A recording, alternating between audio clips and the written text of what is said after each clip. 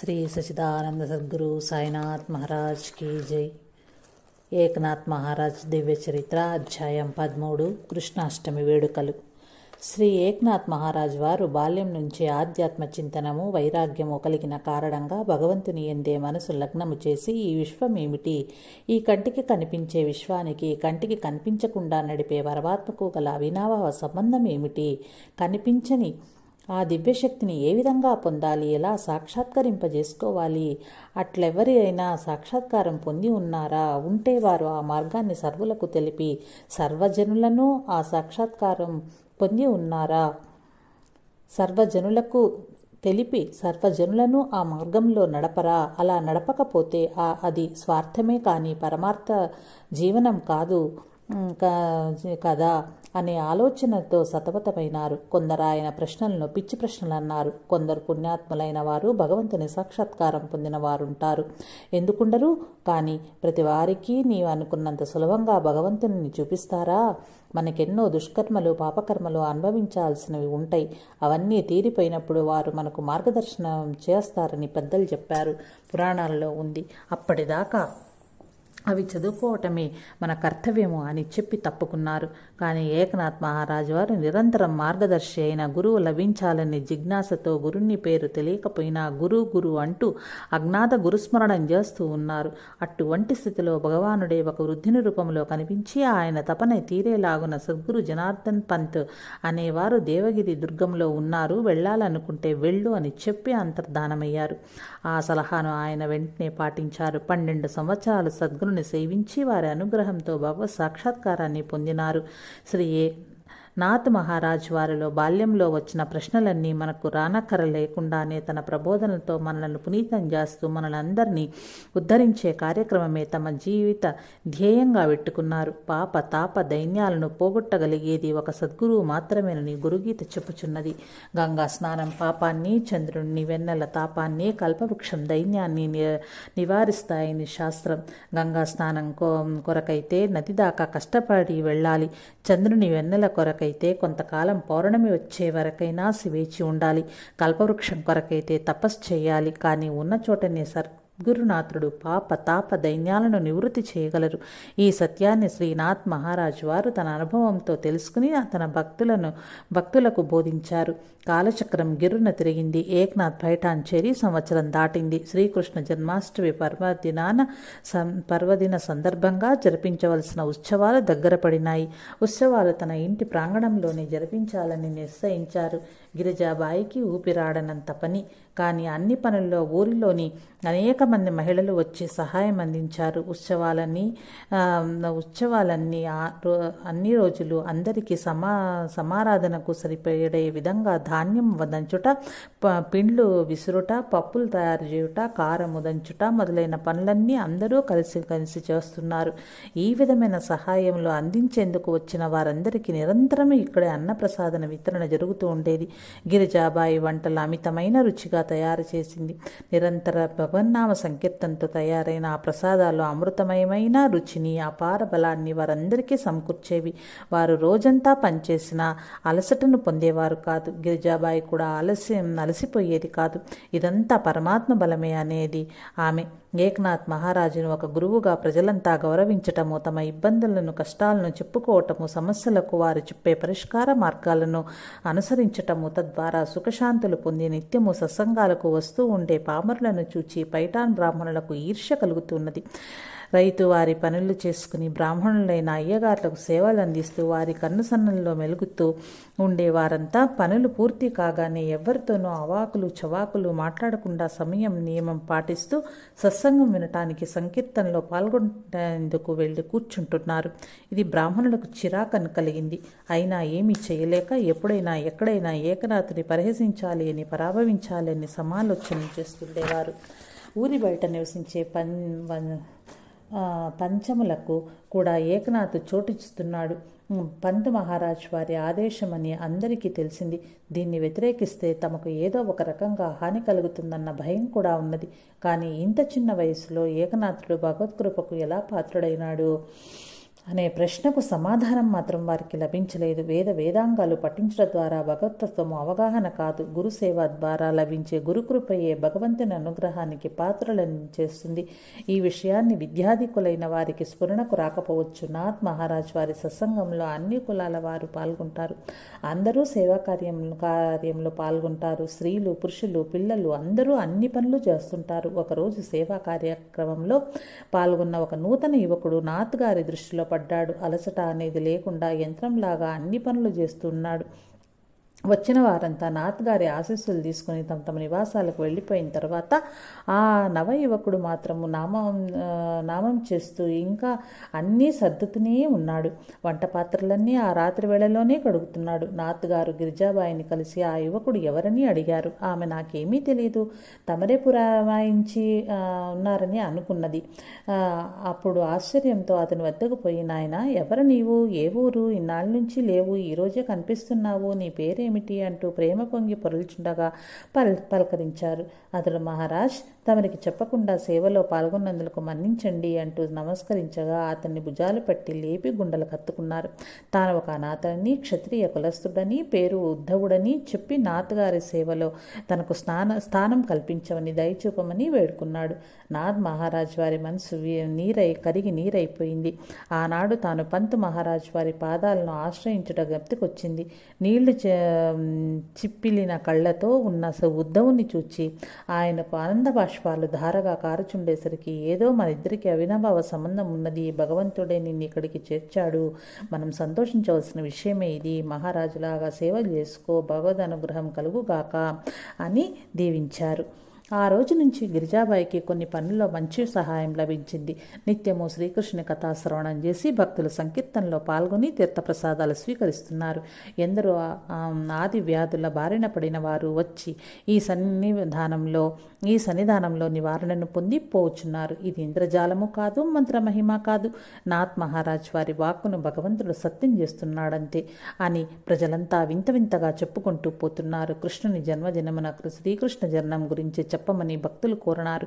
ఎన్నిసార్లు విన్నా భక్తులకు తనివి తీరదని అడిగి మరీ చెప్పించుకున్నారు. ఏకనాథుల వారి ప్రవచనం ఇలా సాగింది. శ్రోతలారా, అసలు మానవులకు తమ మరణం తెలియకుండా ఉన్నది కావుననే ప్రశాంతంగా బ్రతుకుచున్నారు. అలా కాక ఫలానా అప్పుడు మరణిస్తామని తెలిసి ఉందంటే ప్రతి వారు అశాంతితో క్షణక్షణం మరణబాధను అనుభవిస్తారు. అదేవిధంగా కంసుడు తన మరణ రహస్యం చెవినబడగానే ఆనందం ఆమడ దూరానికి పోయింది, భయం ఆవరించింది, క్రోధం పెల్లుబికింది. ఆ మరణాన్ని కల్పిస్తానని నిశ్చయించుకుని ఒక్క ఉదుట రథంపై నుంచి చెల్లిని జుట్టు పట్టుకుని కిందికి లాగి కరవాలాన్ని ఎత్తిపట్టి ఆమె శిరశ్ఛేదనం చేయనుంకించాడు. ఆకాశవాణి పలుకులు దేవికి వసుదేవులు కూడా విన్నారు. కంసుడిలా ఏదో చేస్తాడని వారు కూడా నిశ్చయించుకున్నారు. ఇందులో తమ దోషం అన్నది ఏమీ లేదు. నిర్దోషులను వధించటం మహాదోషం. ధర్మపరుడైన వసుదేవుడు తన శాయశక్తులా ప్రయత్నించి ధర్మాన్ని రక్షించేందుకు నిశ్చయించుకుని ఆ క్షణంలోనే కంసునికి చక్కని హితబోధ చేశాడు. లేదంటే తన భార్య కన్నా ముందు తాను అతని చేతిలో చనిపోవాలని దైవాన్ని ప్రార్థించుకుని కంసునికి శాంతి వచనాలు చెప్పాడు. కంసరాజా, ఆకాశవాణి ఏదో చెప్పిందే అనుకో, నీవు మహాబలాఢ్యుడవు, అనేక యుద్ధాలు చేసి విజయాలు సాధించగలిగిన వాడవు. ఒక అబలను వధించి నీ కీర్తినంతటిని పాడు చేసుకున్నట నీ వంటి ధీరులకు వీరులకు శోభనివ్వదు. కొంచెం ఆలోచించి చూడు. ఈమె పాదాల పారాణి ఆరలేదు, ముక్కుపచ్చరారని ముద్దరాలు, నీ ప్రేమను పొందిన ముద్దుల చెల్లి. చూడు, నీ చేతిలో ఏ విధంగా బేలచూపులు చూస్తున్నదో. నీకెప్పుడో ఈమె అష్టమ గర్భను పుట్టపోయేవాడు చెప్పుతాడంటేనే ఇంత భయం కలిగితే నీ చేతుల్లో చచ్చిపోయేందుకు సిద్ధంగా ఉన్న ఈ అబల ఎంత భయాన్ని పొంది ఉన్నదో గ్రహించు. నాకింతవరకు సంతానలేమితో ఎంతో సంతాపం కలిగింది. దానిని నీ చెల్లెలైన దేవికి ద్వారా నివారించుకోవాలని ఉవ్విళ్ళూర్చుచున్నాను. కానీ నీకు నా సంతానం చేత మరణం ఉన్నదని తెలిస్తే నేనేమి పెళ్లాడేవాడినే కాదు, నేను ఈమెను పెళ్లాడేవాడే కాదు. అయినా ఇప్పుడు తెలిసింది కావున మాకు కలిగే సంతానమును నీకు అప్పగించుతాను. నీవు నీ ఇష్టానికి వధించు, కానీ ఈ బేల అయిన దేవకిని చెప్పవద్దు. నీకు చేతులెత్తి మ్రొక్కుతానని ఇద్దరు కంసరాజుకు ఎందుకు మొక్కుచుంటే కొంచెం కొంచెం అతని కోపం శాంతించింది. వెంటనే వారిద్దరిని వెనుకకు తీసుకుని వచ్చి గృహబందీలుగా ఉంచాడు కంసుడు. ఇదంతా భూభారాన్ని తగ్గించేందుకు అవతరించబో శ్రీ మహావిష్ణువు యొక్క మాయ విలాసమే గాని వేరొక్కటి కాదు. విష్ణు సహస్రనామంలో భయకృత్ భయనాశన అని 2 నామాలున్నాయి. జీవులకు భయాన్ని కల్పించేది ఆ నారాయణుడే, భయాన్ని తొలగించి ఆ భయాన్ని ప్రసాదించేది ఆ నారాయణుడే. పాపాలు తప్పులు చేసిన వారికి భయం కలుగుతుంది. పుణ్యాత్ములకు సత్కర్మణాచరణ ప్రాణులకు భగవానుని అభయం లభిస్తుందని కొంతవరకు శ్రీకృష్ణుని జన్మ వృత్తాంతాన్ని విశ్లేషించి భక్తులకు ప్రవచించారు నాథ్ మహారాజు. శ్రీకృష్ణాష్టమి సందర్భంగా శ్రీకృష్ణ భగవానుని జనన ఘట్టమును గత సంవత్సరము భక్తులకు సంకీర్తనతో పాటు శ్రీనాథ్ మహారాజు వారు వినిపించి ఉన్నారు. ఆయనను శ్రోతల కోరికపై తిరిగి మననం చేయబోనిది. శ్రోతలారా, వసుదేవుడు సజ్జనుడు. సజ్జనులు బాధలెన్నైనా తమ హృదయమందు భరించుకుని దుర్జనుల మేలు కోరుచు వారిని సంతోషపరచ ప్రయత్నిస్తారు. దుర్జనులు తమ దుష్ట ప్రవృత్తితో సజ్జనులను గాయపరిచేందుకై ప్రయత్నిస్తారు. దేవి రాణివాసంలో చెలికత్తెల సేవలు పొందుచు అల్లారు ముద్దుగా పెరిగింది. రంగరంగ వైభవంగా పెళ్లి జరిపించాడు తండ్రి. కానీ విధి వైపరీత్యం ఆనందమయ వైవాహిక జీవితాన్ని కోల్పోయే విధంగా ఆకాశవాణి వాక్కు వలన నిరాశ నిస్పృహలతో జీవితాన్ని గడపవలసి వచ్చింది. బిక్కుబిక్కుమంటూ తన భర్త ఓదార్పులు చెప్పుకుంటూ గృహబందీలుగా గడుపుచున్నారు. వసుదేవుడు గొప్ప భక్తుడు. భగవంతుని నిర్ణయాలకు మనం తలయొగ్గి ఉంటే సకలము ఆయనే నిర్వహించుకోగలడని దృఢమైన నమ్మకం కలవాడు. ఆకాశవాణి వాక్కులు తాను కూడా విన్నాడు. కాబట్టి భగవంతుని అవతారం తమ ద్వారా భూమిపైకి రాబోచున్నందులకు చాలా సహనంతో భార్యను సముదాయించుకుంటూ జీవితాన్ని కొనసాగిస్తూ ఉన్నాడు. పరమాత్మ సంకల్పానికి మన దేహాలను ఎంచుకున్నాడనే ఒక్క ఊహతో మనం జీవించుదామనే ఓదార్చేవాడు. దేవి తొలిసారిగా గర్భం ధరించింది. ఆ సందర్భాన్ని పురస్కరించుకుని దేవకి తల్లిదండ్రులు ఎంతో వైభవంగా ఉత్సవం జరిపించాలని ఉత్సాహపడ్డారు. కానీ కంసుడు వారిని నిరోధించి బంధించి చెరసాలలో ఉంచి రాజ్యమేలసాగాడు. బాధలోనే భగవన్నామస్మరణం తీవ్రంగా జరుగుతూ ఉంది. దేవి మగ శిశువును ప్రసవించింది. వసుదేవుడు ధైర్యం తెచ్చుకుని దేవకికి ధైర్యం చెప్పి ఆ శిశువును తీసుకెళ్లి కంసునికి అప్పగించి తన వాగ్దానాన్ని నిలుపుకున్నాడు. ఆ పసివాన్ని చూచి కంసునికి వారిని చంపాలనిపించలేదు. వీడు కాదు నాకు శత్రువు, ఆమె అష్టపుత్రుడు, వీరిని మీరే పెంచుకోమని త్రిపి పంపినాడు. వసుదేవుడు తిరిగి ఆ శిశువును దేవికి అప్పగించి సంతోషించే లోపునే నారదుల వారు కంసునితో దేవరహస్యాన్ని చెప్పారు.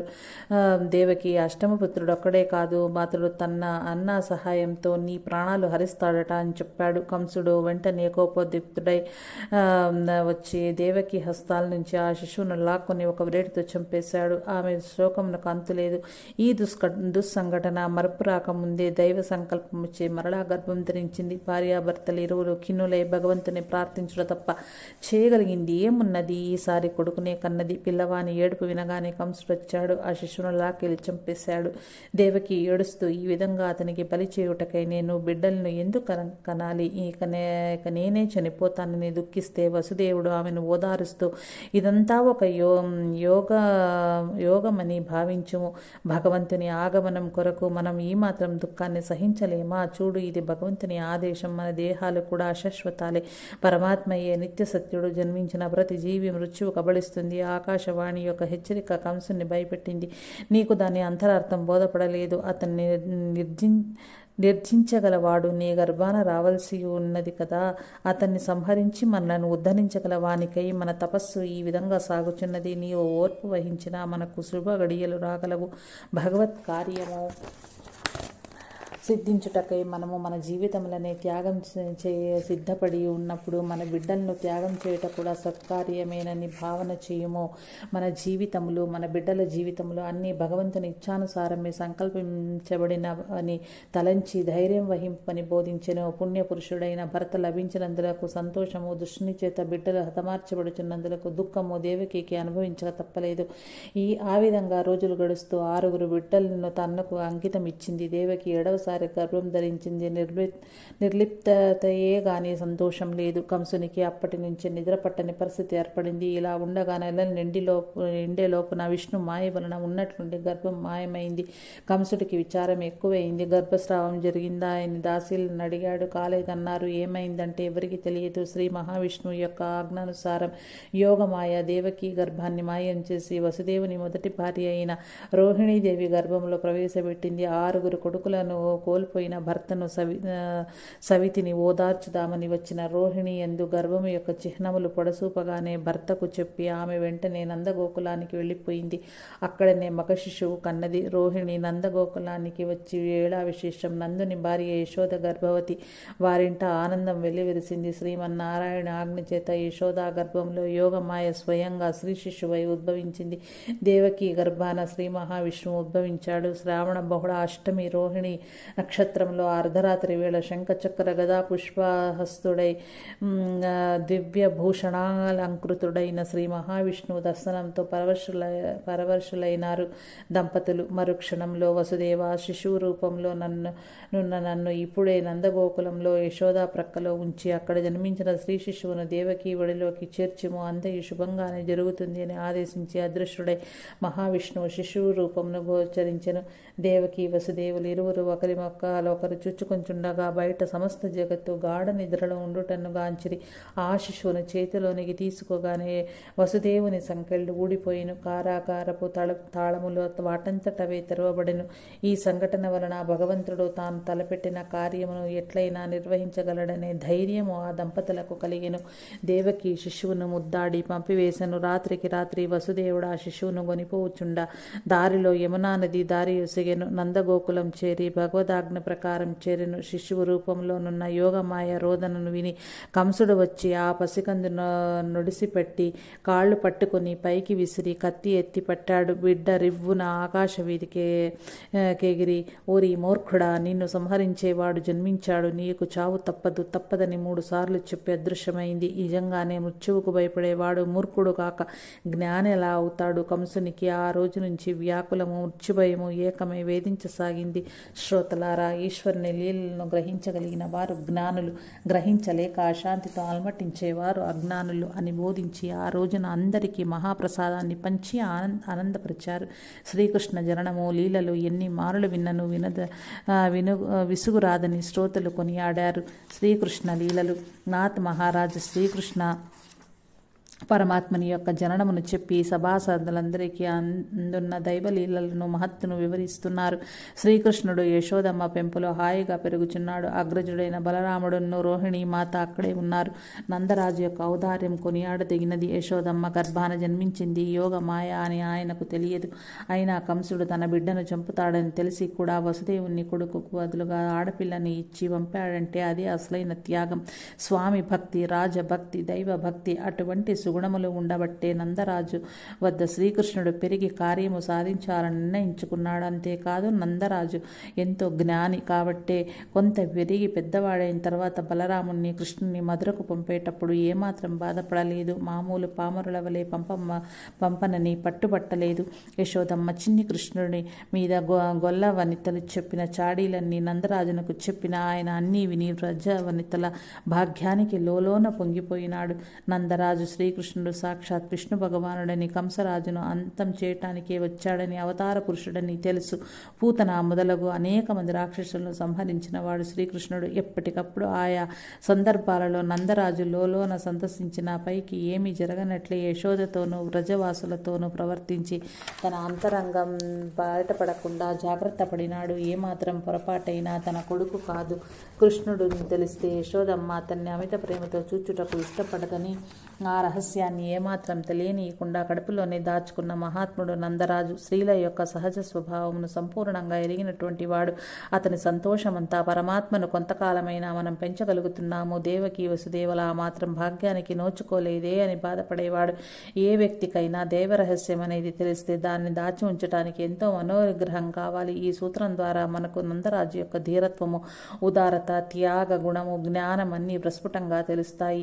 ఆయనను ఆదర్శంగా తీసుకుని నేర్చుకుని మనం కూడా వ్యక్తిత్వ వికాసాన్ని పొందాలి అని తోటి వారికి బోధించారు. తర్వాత కృష్ణుని లీలలన్నీ వివరించి అందరినీ ఆనందపరిచారు. భగవద్గీతలు ఎంత చెప్పుకున్నా తనివి తీరదు. ఎన్నిసార్లు సముద్రంలో మునిగి అడుగుదాకా వెళ్ళగలిగితే అన్ని రత్నాలు లభిస్తాయన్నట్లే భాగవతంలో దశమస్కందంలోని శ్రీకృష్ణ లీలలను ఎంత చెప్పుకున్నా ఎంత విన్నా ఇంకా వినాలని అనిపిస్తుంది. అంతేకాదు ఆ కృష్ణుడు స్వయంగా వచ్చి మన వెంట ఉన్నట్లు యశోదమ్మను మురిపించినట్లు మురిపించుతాడు. భగవంతుడు ఎక్కడో ఉన్నాడని భావించేవారు ఎన్నో అమర్యాద పనులు అసభ్యకరమైన పనులు చేస్తూ ఉంటారు. కానీ ఆయన మనలోనే ఉన్నాడన్న విషయం అవగతమైతే తప్పులు చేయలేరు. ఆయన అనుభవం కొరకే తప్పక భాగవత శ్రవణం చెయ్యాలని చెప్పేవారు. ఆయన ప్రవచనాలు విన్నవారు ఆనంద డోలికల్లో ఊగిపోతుంటే ఊరిలోని బ్రాహ్మణులందరికీ ఈర్ష్య అసూయలు నిండుకొని వారికి అశాంతిని కలిగించేవి. నాథ్ మహారాజ్ వారు ఎవరి విమర్శలను పట్టించుకునేవారు కాదు. తన పూజలు తన రచనలు అవే తన లోకంగా ఉండేవారు. ఆ విధంగా శ్రీకృష్ణుని జన్మాష్టమి పర్వదినం రోజున ఆబాల గోపాలము ఆనంద ఉత్సాహాలతో పండుగ చేసుకొంచున్నారు. పండుగ పూర్తి అయింది. నాథ్ మహారాజ్ సహనమునకు పరీక్ష. ఒకనాడు నాథ్ మహారాజ్ నిత్యం వెళ్ళినట్లే గోదావరి నదికి స్నానానికి వెళ్లారు. ఆ రోజు ఏకాదశి పర్వదినము. చాలాసేపు నదిలో స్నానం చేసుకుని నది ఒడ్డుని అనుష్ఠానం చేసుకున్నారు. ఇంటికి పోవాలని పైకి వచ్చేసరికి అక్కడ ఒక మహమ్మదీయుడు నిలిచి ఉన్నాడు. నాథ్ మహారాజ్ భగవంతుని ధ్యానిస్తూనే నడుస్తున్నారు. ఆ మహమ్మదీయుడు ఎదురుగా వచ్చి గాండ్రించి ఆయన పైన ఉమ్మి వేశారు. నాథ్ మహారాజ్ అతన్ని ఏమీ అనలేదు, అసహించుకొనూ లేదు. వెంటనే వెనక్కి తిరిగి నదిలోకి పోయి స్నానం చేసి పైకి వచ్చారు. బాగా పైదాకా వచ్చిన తర్వాత ఆయకతాయి వ్యక్తి ఎదురొచ్చి ఆయన పైన ఉమ్మేశాడు. తిరిగి మహారాజ్ పోయి నదిలో స్నానం చేసి వచ్చారు. ఈ విధంగా నాథ్ మహారాజ్ వారి ఓర్పుకు క్షమకు పరీక్ష పెట్టినట్లుగా ఆ వ్యక్తి ఆ రోజున 108 సార్లు వారిపైన ఉమ్మివేయటం జరిగింది. అన్నిసార్లు కూడా వారు నిర్లిప్తంగా కోపగించుకోకుండా నదిలో మునగటం పైకి రావటం జరిగింది. సాయంత్రం దాకా ఇలాగ జరుగుతూ ఉంది. ఆఖరుకు ఆ మహమ్మదీయుడు వారి కాళ్ళ మీద పడ్డాడు. స్వామి మహారాజ్, నన్ను క్షమించమని కోరటానికి కూడా తగని వాడను. మీ సహనమును శాంతిని పరీక్షించవలనని మీకు ఏ విధంగానైనా కోపం తెప్పించమని కొందరు బ్రాహ్మణులు కోరగానే నీ దుష్ప్రవర్తన ద్వారా తమకు ఇబ్బంది కలిగించాలని నిర్ణయించుకుని ఇలా చేశాను. ఆహా, తమరి సహనము ముందర నేను ఓడిపోయాను. దుష్టబుద్ధి కల వారి సహనము ఎంతటి ఘోర కార్యానికి ప్రేరణ చేస్తుంది. వారందరూ కలిసి మిమ్మల్ని అవమానించాలని నన్ను ప్రేరేపించి నాకు ధనాశ చూపించారు. నా బుద్ధి గడ్డి తినటం వల్ల నేను ఈ ఆకృత్యానికి పూనుకున్నాను. నన్ను క్షమించుతారా? మీరు సాక్షాత్ దైవ స్వరూపులని నాకు అర్థమైంది అని వలవలా ఏడుస్తూ ఉన్నారు.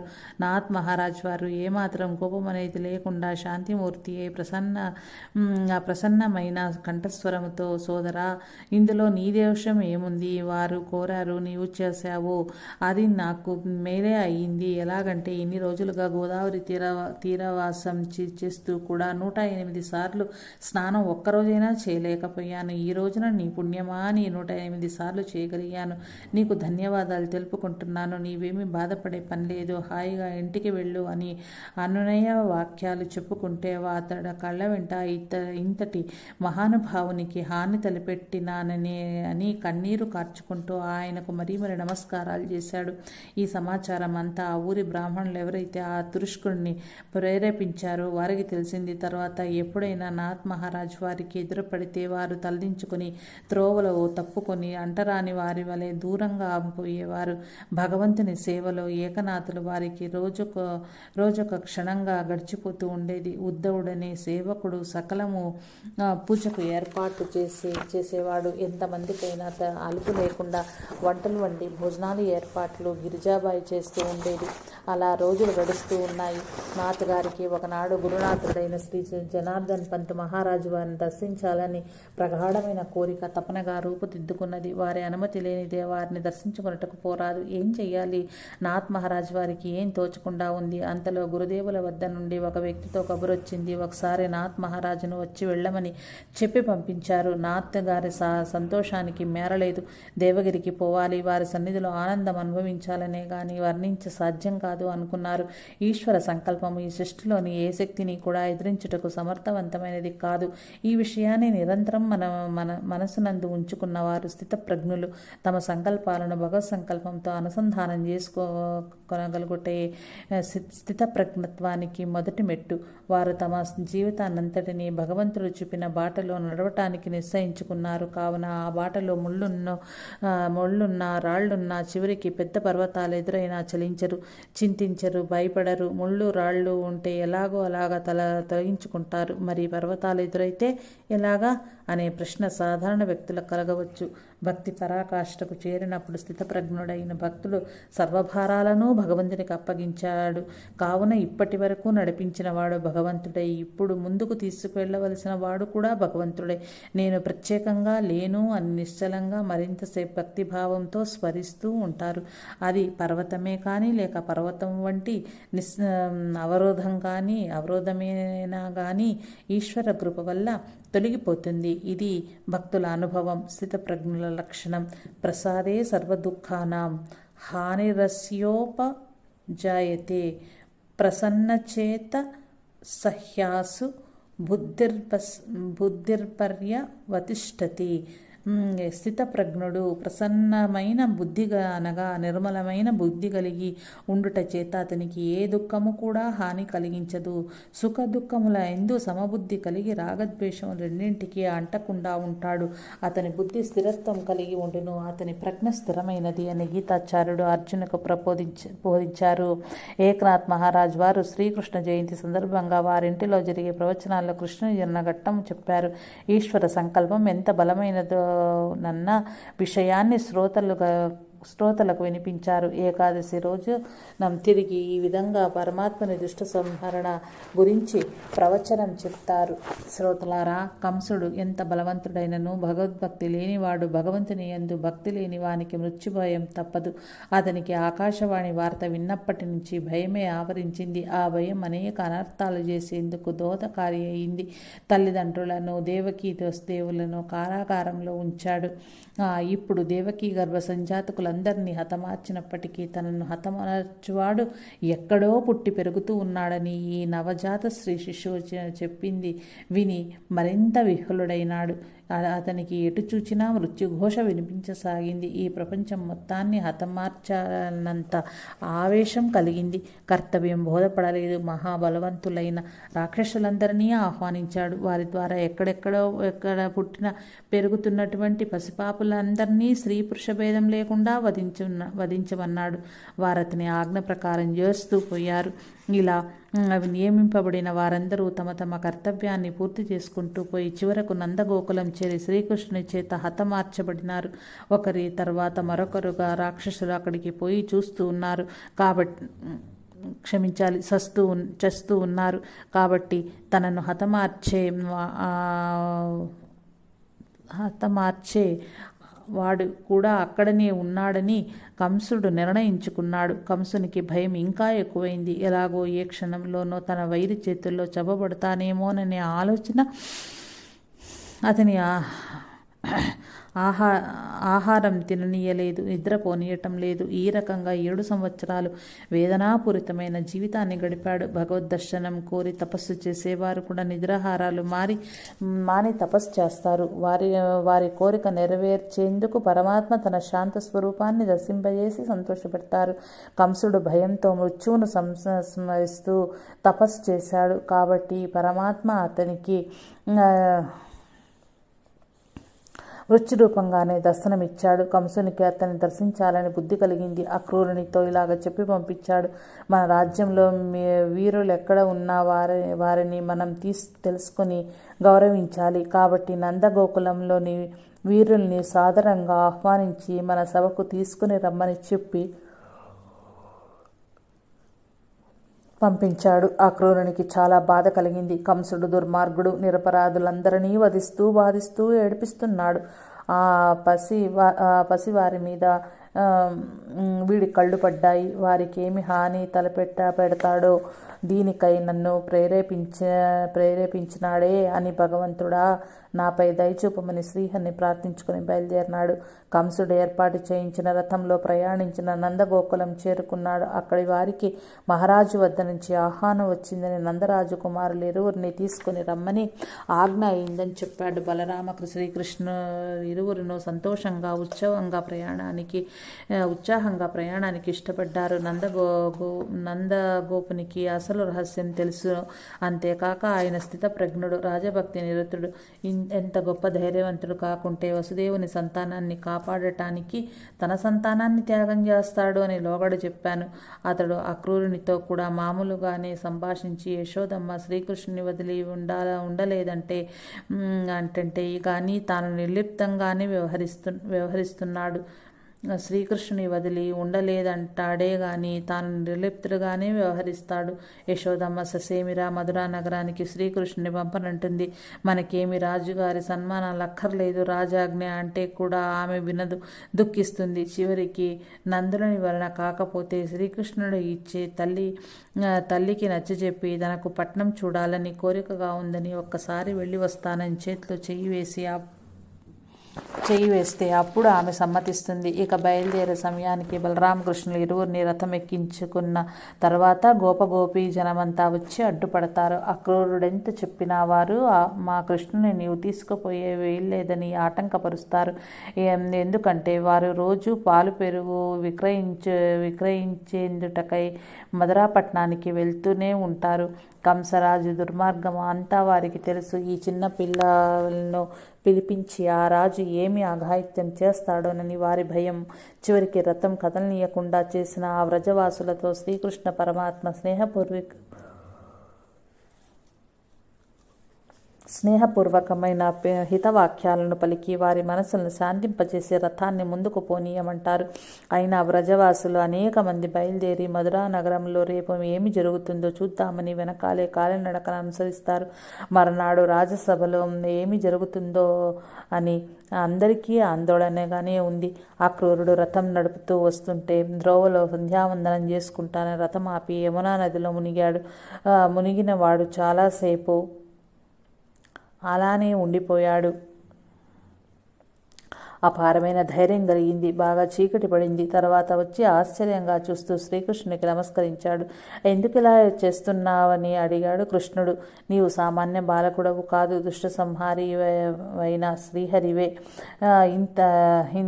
ఇంతదాకా మీ ఇద్దరిని కంసుడి బారి నుంచి ఎలా రక్షించుకోవాలా అని అంతరంగంలో తీరని వ్యధను అనుభవిస్తూ ఉన్నాను. కానీ ఇప్పుడే ఆ యమునా నదిలో కలిగిన నీ దివ్య దర్శనం చేత నా వ్యధ కాస్త తీరిపోయింది. శరణాగతుడవుతున్నాను. ఆ కంసుని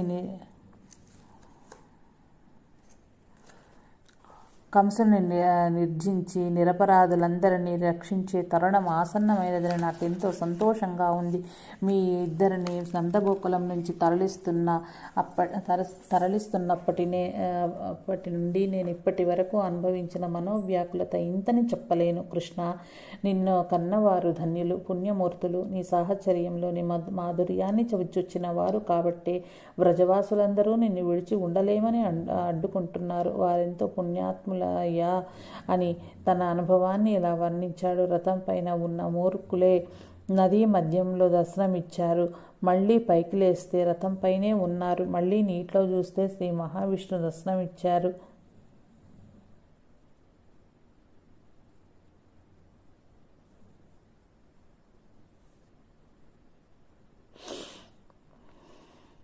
రథం పైన ఉన్న మూర్తులే నదీ మధ్యంలో దర్శనమిచ్చారు. మళ్ళీ పైకి లేస్తే రథం పైనే ఉన్నారు. మళ్ళీ నీటిలోనే చూస్తే శ్రీ మహావిష్ణువుగా దర్శనమిచ్చారు. ఈ కారణం చేత శ్రీహరి యొక్క అవతారమే శ్రీకృష్ణుడని నిశ్చితాభిప్రాయానికి వచ్చానని చెప్పి ఇకపైన మీరే విధంగా ఆదేశిస్తే ఆ విధంగా నడుచుకుంటానని చెప్పాడు. మధురా నగరంలో రాజు ఏర్పాటు చేసిన విడిదిలో వారు బస చేశారు. కంసుడు తనకిష్టులైన మంత్రులతో మంతనాలు చేసి రాజద్వారం వద్దనే కువలయ పీడనమును పేరుగల ఏనుగును ఉంచి బలరామ శ్రీకృష్ణులు వచ్చేటప్పుడు వారిని చంపించవలసిందిగా రాజ ఆజ్ఞ జారీ చేశాడు. ఆ ద్వారం దగ్గర ఉన్న ఏనుగుపైకి ఒక్కసారిగా శ్రీకృష్ణుడు లంఘించి దాని తొండము పట్టి స్వాధీనం చేసుకునేసరికి అది నమస్కారం చేసింది. కంసుడన్న సభలోనికి బలరామకృష్ణులు ఇరువురు వస్తుంటే ఇరువురును మల్లయుద్ధ వీరులను ఏర్పాటు చేసి, వీరులారా, మీరు ఈ యుద్ధ వీరులను గెలిస్తే మీకు సన్మానం చేస్తాము అని ప్రకటించారు. శ్రోతలారా, సర్వేశ్వరునకు సన్మానములతో పని ఏమి పని? ఆయన కర్తవ్యం దుష్టశిక్షణ, శిష్యరక్షణయే. బలరామ శ్రీకృష్ణులు ఇరువురు సుశిక్షితులైన మల్లయుద్ధ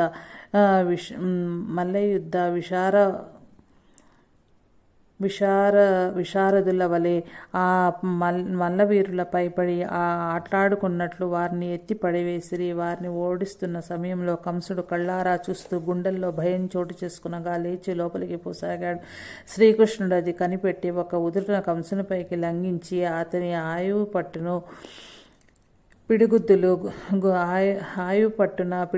గుద్దుతూ ఉంటే, ఒక్కొక్క ఉదుటన కంసునిపైకి లంఘించి అతని ఆయు పట్టున పిడిగుద్దులు గుద్దుతూ ఉంటే, కంసుడు ప్రతిఘటించేందుకు కూడా చేతకాక స్తబ్దుడై నిర్ఘాంతపోయి శ్రీకృష్ణుని చేతి దెబ్బలను తిని అతని ముఖంలోని కాంతిని, ఆ తీక్షణమైన క్రోధ స్వరూపాన్ని చూస్తూనే ప్రాణాలు వదిలాడు.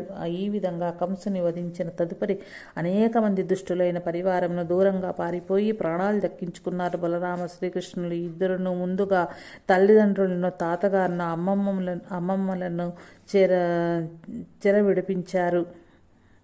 ఇంతటి ఘనకార్యం సాధించారు కాబట్టి ఈ రాజ్యం మీరే పట్టాభిషేకం చేసుకుని పరిపాలించాలని తాతగారైన ఉగ్రసేన మహారాజును కోరాడు. కానీ శ్రీకృష్ణుడు ఒప్పుకొనలేదు. ఆయనని మహారాజుగా ప్రకటించాడు. ఆ వయస్సు నుంచే రాజనీతిజ్ఞుడని పేరు పొందాడు. దేవకి వసుదేవులు పుత్రులు ఇరువురికి ఉపనయనం గావించి గురుకులంలో విద్యలు నేర్పించాలని నిర్ణయించారు. వారి నిర్ణయం కృష్ణుడు, బలరాముడు తలదార్చారు.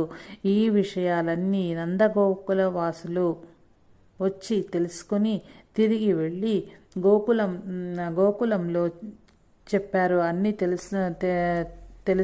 తెలుసున్నా కూడా ఇంతకాలం తాను పెంచింది దేవకీ కొడుకుని సత్యం తెలిసినా కూడా శ్రీకృష్ణుడు తన బిడ్డడు కాదన్న విషయాన్ని యశోద మాత్రము అంగీకరించనని పట్టుబట్టింది. పరమాత్మను బిడ్డగా పెంచిన యశోద యొక్క వాత్సల్యభక్తి, గోపికల సఖ్యభక్తి, నందుని దాస్యభక్తి, గోవుల మురళీగాన శ్రవణ భక్తి, రాధ యొక్క స్మరణ భక్తి, యమునా నది యొక్క అర్చన భక్తి అన్ని మహిమాన్వితమైనవి అని ఏకనాథ్ మహారాజ్ భక్తులకు శ్రీకృష్ణుని జనన వృత్తాంతములను, దుష్ట శిక్షణ వృత్తాంతములను ప్రవచించినంతసేపు శ్రవణం చేస్తూ భక్తులంతా తన్మయులై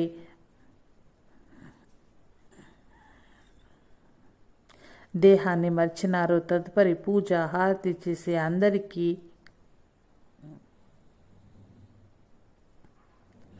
ప్రసాదాలను పంచి ఆనందంగా శ్రావణ బహుళ చతుర్దశి నాటికి శ్రీకృష్ణ జయంతి వేడుకలు ముగింపు చేశారు. గురుని ఆజ్ఞలను పాటిస్తూ భాగవత ప్రవచనలు చేస్తూ ఉన్నారు.